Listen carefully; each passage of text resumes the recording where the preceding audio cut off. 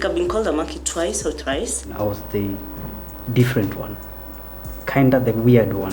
When disability is visible, people are more empathetic. You have to readjust, and it can be very heartbreaking because there are things you're really good at and now it doesn't make sense.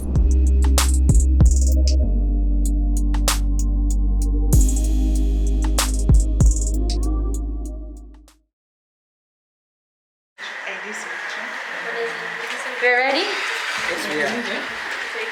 Welcome. Oh, it's so big. About disability, in this case, vitiligo, yeah? Putting on sound. Set? My name is Martin Wangui Kimamo. I'm 35 years old, and I was born with primary focal hyperhidrosis. And I'm also the founder of Hyperhidrosis Awareness Kenya. My name is Kibare. I lost my sight partly in Njee and then completely in November last year. My name is Annette, Atieno. I'm a communication specialist. I'm a disabled woman. My name is Wangui Njee. I'm living with vitiligo. It's a condition where your antibodies fight your melanin cells, so your body turns white. That's what vitiligo is. And it was chartered as a disability by the UN.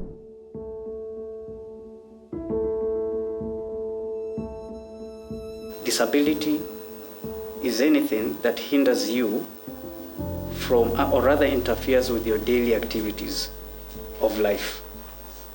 And the explanation was what made me understand deeply of what hyperhidrosis can do. I prefer being told you're able differently instead of being told you're living with disabilities.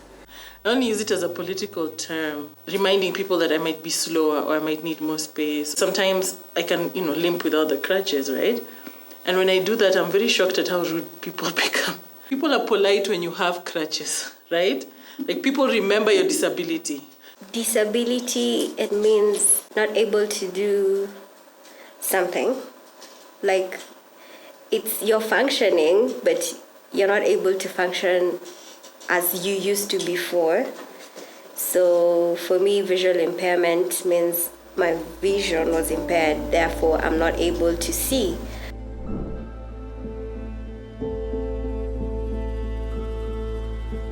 Hyperhidrosis is defined as excessive sweating central nervous system, sympathetic nervous system disorder.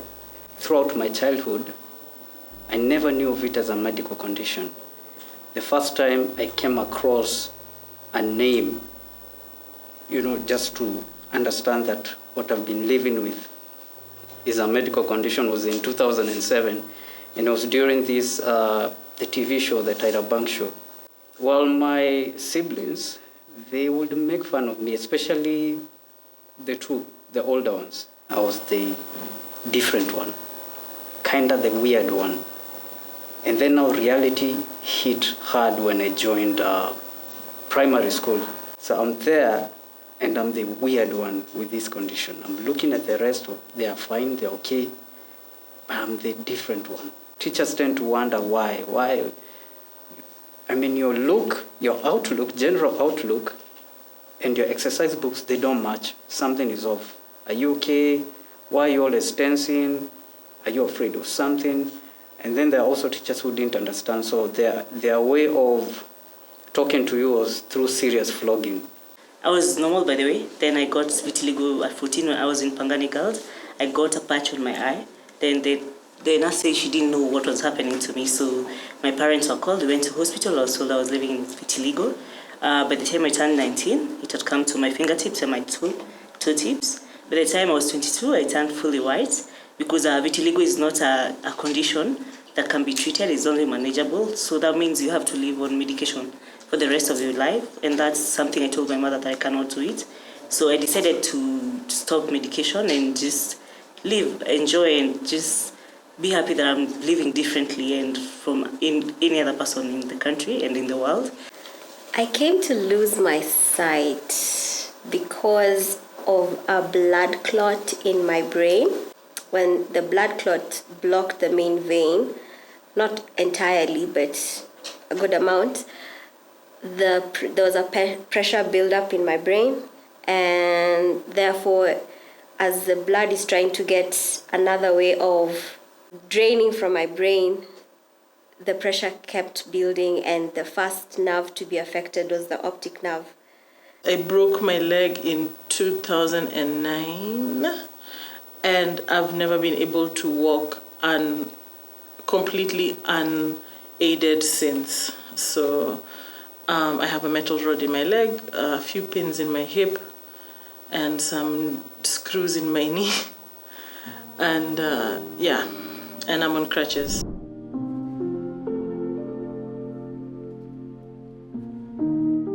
My biggest fear is that I'm never able to escape anywhere effectively, right?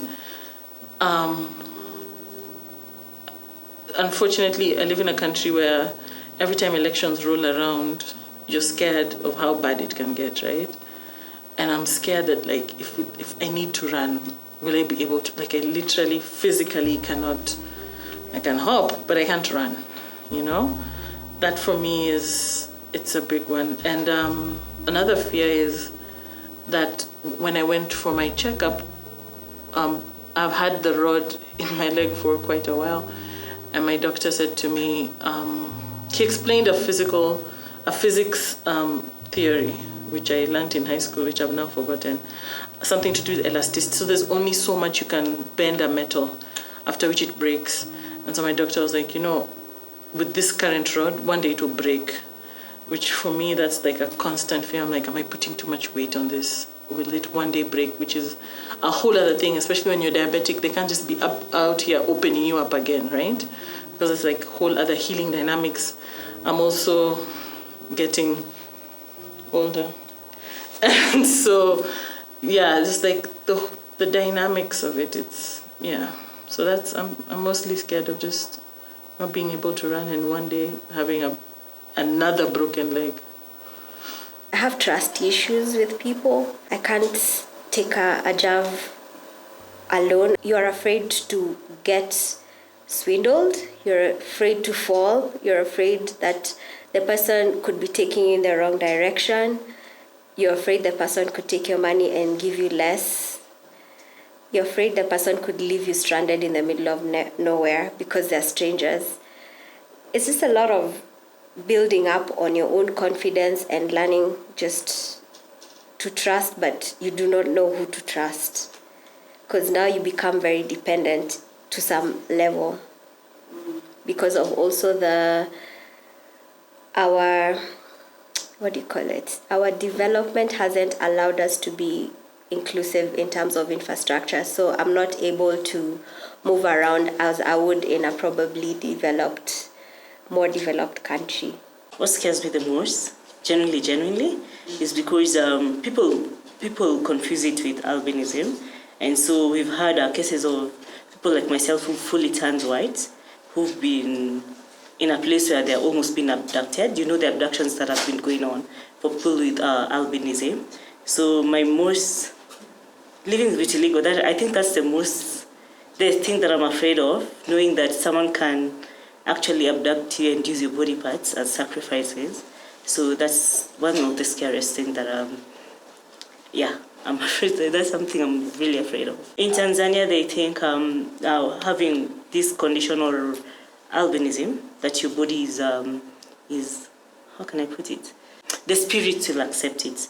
So they use body parts of persons with albinism or vitiligo to get riches. Actually, most of the abductions, when the abductors are caught, they say they're taking this person to a rich person who has asked for this body part and this body part and this body part.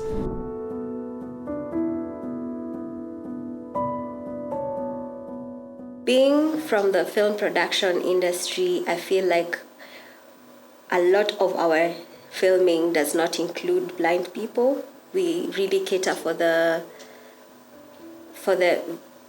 sighted people, because when you listen to a movie or an ad, there's a lot of things. There are some scenes that I do not know what is happening. I have to ask, what's going on?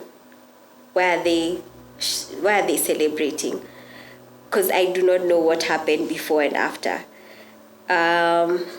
Then also, once you lose your sight, you have to pick yourself up and it's not easy because you need someone to help you do those things. It's not easy to get a job. I think the only 2 courses that are there and friendly to visually impaired people is, I think, 3: psychology, law, and teaching. So I feel like now I'm in the field, I've trained in this industry. What do I get to do? Do they have space for me? Do they have gadgets that will help me thrive in being a producer? Or am I just cut out of the industry like that? So what can I do with myself? If you're born blind, those are the options given for you. So you're already psychologically prepared to choose between the 3 or the 4 that you're given. For someone who's already been, you've been sighted and you've already chosen to do architecture, or you've chosen to do medicine, or you've decided to do aviation, it just cuts you off, like you're no longer relevant in this industry. So go find something else to do. In terms of even like using M-Pesa app, that is something I tried doing, and it's not friendly. It's just it just keeps you off. You have to get someone who's sighted to help you through some applications on the phone, because when they were making it, they didn't think of someone who's visually impaired would want to use this or that. Yeah. There's always that pity. I can't stand it. I don't like it. I don't pity myself. I mean, I'll make jokes about it, but then there's always this, oh my God.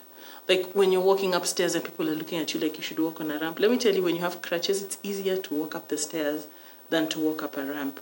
But you see, because we see ramps as accessibility, you will automatically think that a person will, and then like, there's this, when I like that people are kinder to, disabled people and like want to do these concessions, right?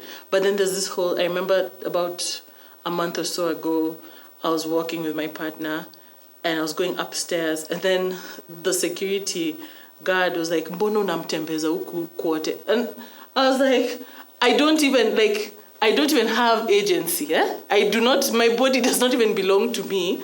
Some other person has to be taken. You know what I'm saying? Right? And I did a whole, conference paper on this. Is just like the desexualization of disabled bodies, right? So like you cannot be disabled and want sex, right? Or you cannot be disabled and be good at sex, which is a lie. And then, so there's that, right? And then there's always, this is my last point, although there's several, is that there's always that carefulness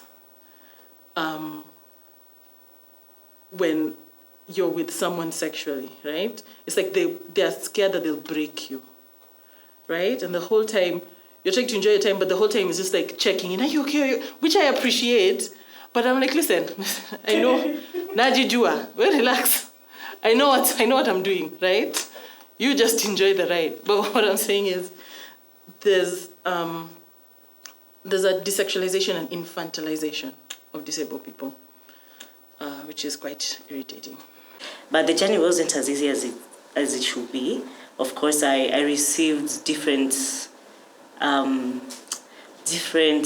reactions from people. Like the days I'd walk to town, you hear someone saying, "Did you steal someone's husband? Were you cursed? Were you poured for acid?" There's one I was told, there's someone who called me a monkey.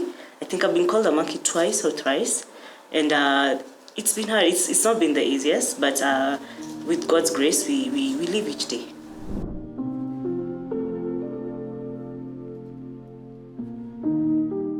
My love life. It's been a journey.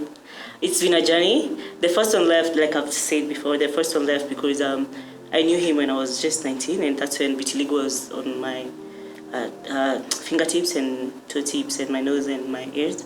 So he said he doesn't understand what's happening to me. and he upped and left. And right now I'm not currently I'm not dating. I'm not in the right space to date. I've dated, but it's not been I've not had a very good experiences, so I really don't want to be in that space at the moment. Well, currently I'm single, and it's not because of hyperhidrosis. I'm single because I'm staying Taliban for other reasons. So currently I'm single, and it's not because of hyperhidrosis. As the founder of HAK, Hyperhidrosis Awareness Kenya, I have, I have a duty to serve the hyperhidrosis family. I have goals. There is no sweat clinic in Kenya, and there is no sweat clinic in the entire African continent.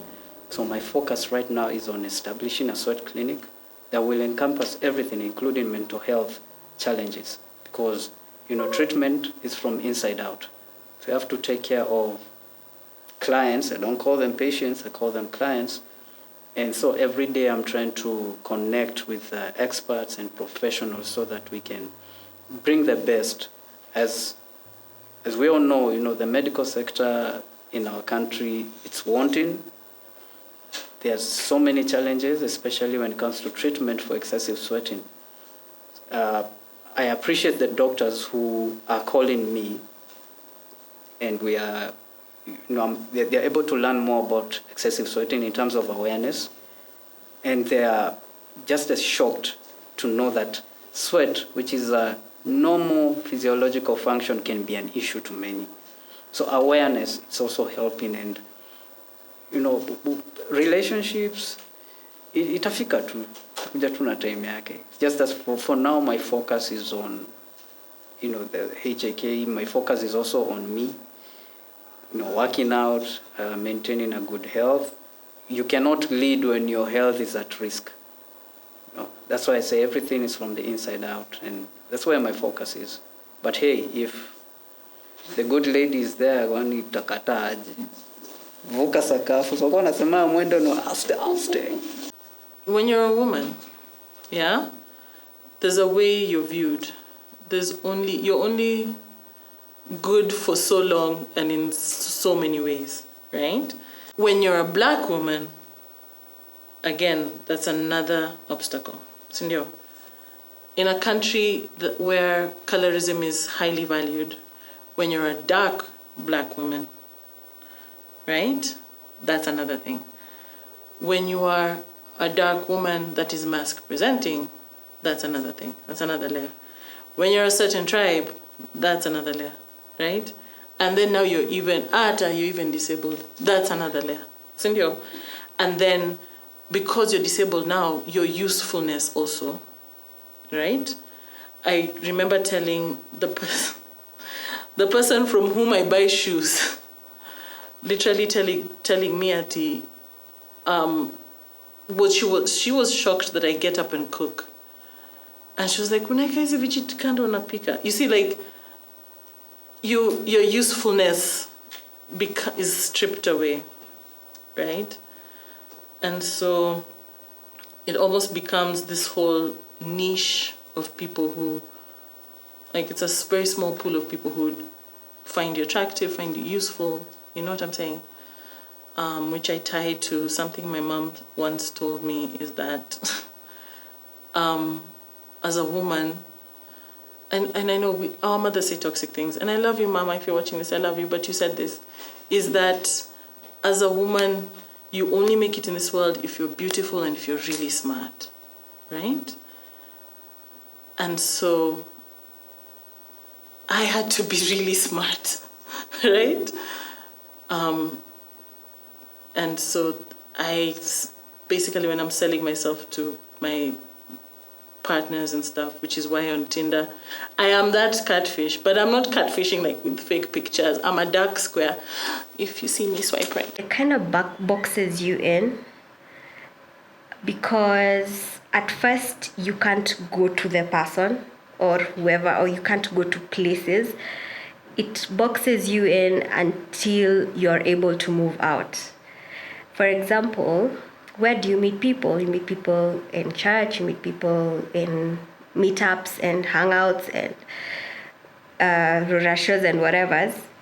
But you find it affects not just your love life, even friendships. If you're having a cookout in your house, would you think of Eve and how will Eve get there and how will Eve get back?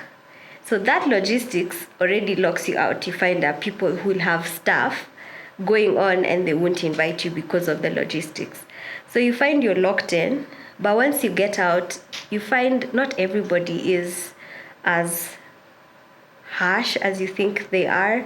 They're actually good people. I've gotten a lot of good feedback. In fact, which is a weird comment to say, like, oh, she's visually impaired. Really? But she's so beautiful. I'm like, wait, do you think only ugly people should be blind or something?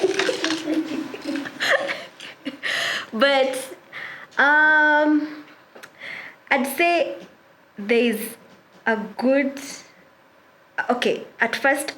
for most people, they lose their loved ones because most people do not know how to handle tragedy. But if you get somebody who understands you for who you are and loves you for who you are, whether you're blind or not, they will get to see you for who you are. It doesn't really matter if you're blind or not, because I could be sighted and I would still be an asshole. It's just that when I'm now blind, I'll just be a blind asshole. That's it. It's not really, your personality really doesn't change. Yeah. So you find more people like me because they like my personality. I'm not the blind girl, I'm Eve.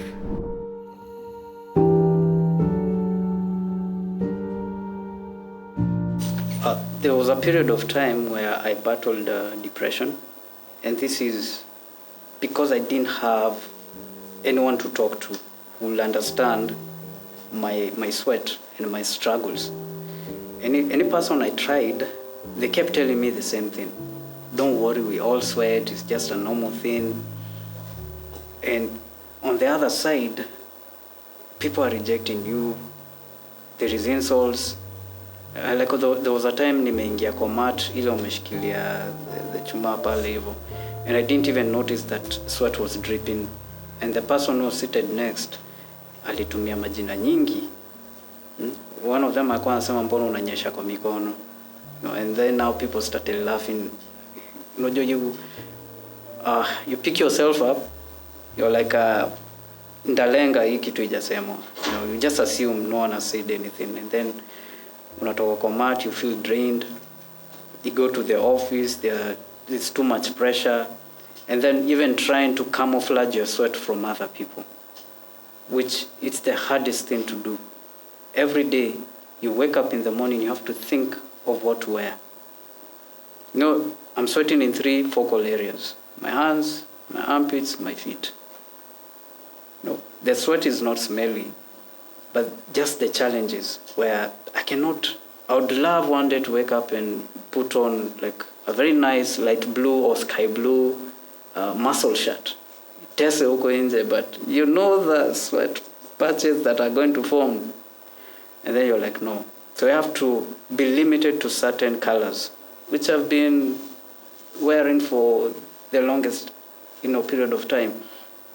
Just being around people who don't understand you, and people who say things to belittle your struggle. For instance, you're talking to someone and then they tell you, you are lucky. There is someone out there with cancer, or someone with no legs, someone with missing limbs. And then you're looking at them like, I did not say that these other people's struggles is lesser than mine, whatever, but it is wrong to belittle someone else's struggle. It may not be a big issue kwako, but to that person, they know what they're going through. Others, they feel like they've been bewitched. There's so much surrounding this whole story, but for me, I appreciate the steps that I've made up to where I am right now. A bad day starts in the morning when you wake up, and sometimes it comes after a dream, and you are with people, you could see their faces, You could see the color of your drink, could see where you were going, you were on your own, you didn't have a white cane, and everything was like it was the old you, and then you wake up and you realize, oh, that was a dream. And it breaks your heart because that used to be something that you were before and now you're not. And you try to close your eyes and open and there's no difference. And then you remember that probably there's something you needed. Like there was a time I woke up and I wanted to make my hair. And then I remember asking my sister, like, I just want to look nice. And she said she didn't have money. And I went back to my room and I cried. Because I felt so bad that I could not afford to take care of my hair. And I just wanted to go make my hair. And I'm like, I'm a grown-ass woman. This used to be it was such a small thing because I could plan for it. But now I have to ask. I have to keep asking for stuff that I never had to ask for. I have to ask for money for lotion. I have to ask for money for my pads. I have to ask for money for things that probably do not make sense to everybody else. I'd ask money for, I need chocolate because chocolate would make me feel better. So a bad day is you wake up into darkness, you feel distraught, you sit up and you hear everybody else is moving on with their lives. You hear the kids playing, you hear them talking about things you can relate to, but you cannot anymore. You want to go outside and see the sun, but you know you won't see it. And you just feel like, what is the point? A bad day for me is a cold day. And like anybody who has just like a broken anything will tell you is that you wake up and you're in pain. So the whole month of July is just, it's bad because I'm in pain and it's a deep, deep pain. And you know, for me, I know the drug that can help me, but it's a controlled drug and I'd have to go in and get a shot. And then you can only get so many before now you're branded an addict, right? And so for me, a bad day is pain and having to deal with that pain. And I remember when I first went into surgery and I came out, my surgeon said, you're going to be in pain for the rest of your life. And you're just going to have to learn how to live with it. And I live with pain in one way or another. There's not a day I wake up that I'm not in pain. You see, I've learned to have those morning pep talks where I talk to myself and I tell myself, you're beautiful in spite and despite of anything that anyone will tell me when I'm walking on the streets. So there are days when you're just walking and someone will say something. Someone will, like I've been called a Frisian. While just walking, like Frisian, and you know, first you stand and you're like, this person just called me a Frisian. Or I had my own things. So that's a bad day for me. A good day is when I just wake up and I'm happy and I know that vitiligo is beautiful at the end of the day. And no matter what anyone says, it won't disturb me, it won't affect me. Yeah. Actually, I put the tattoos to remove people's attention from vitiligo. Because every time someone would see me the first time, they'd wonder what's happening to you. So every time, even right now when I've entered, the first thing someone has told me is, I love your ink. They didn't see the vitiligo first. So it was a way of distracting someone from looking at me as a person living with vitiligo, but looking at the ink. Yeah, and they're all about God.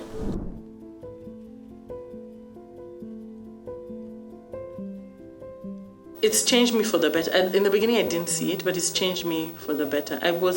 To be quite honest with you, I was a person who did not see people with disability, right? I did not see the need to be there. And, you know, it happened when I was young. Like, sijitete, but like, it also happened when, you know, like when you live in a certain world, there's a lens you have, right? So if you're, let's say, you know, white, Christian, cisgendered heterosexual man, there's a way you see the world, right? And then as as they said, layers of privilege, as they are peeled away, you get to see more and more of, the world. And I hadn't seen disability before. And I'm very thankful that at the time that it happened, I was in a university that was very, very disability, I don't want to say friendly, but like disability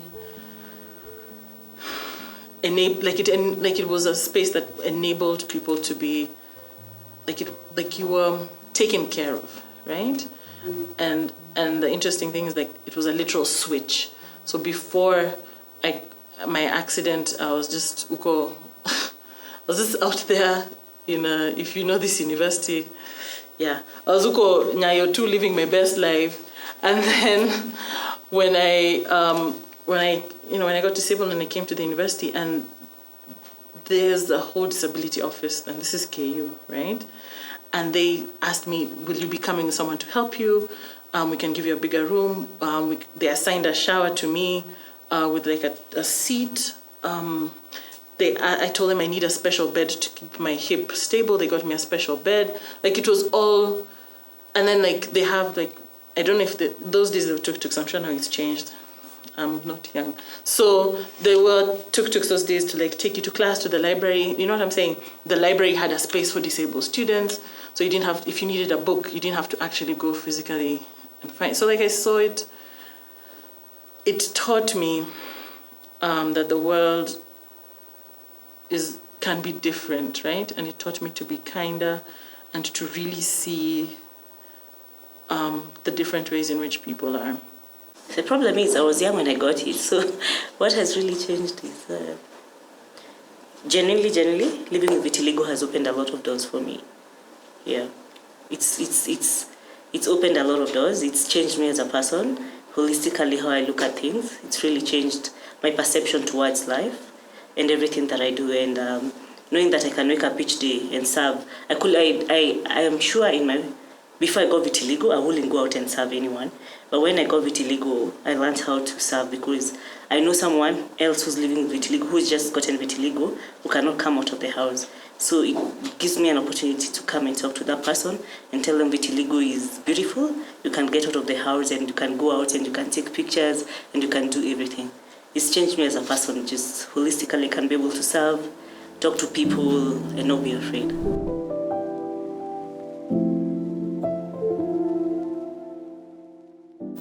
A younger Martin didn't know, or rather didn't have access to information. He tried his level best with what he knew. The younger Martin would have done better by being comfortable and being more assertive and more understanding that the condition he had was not his fault.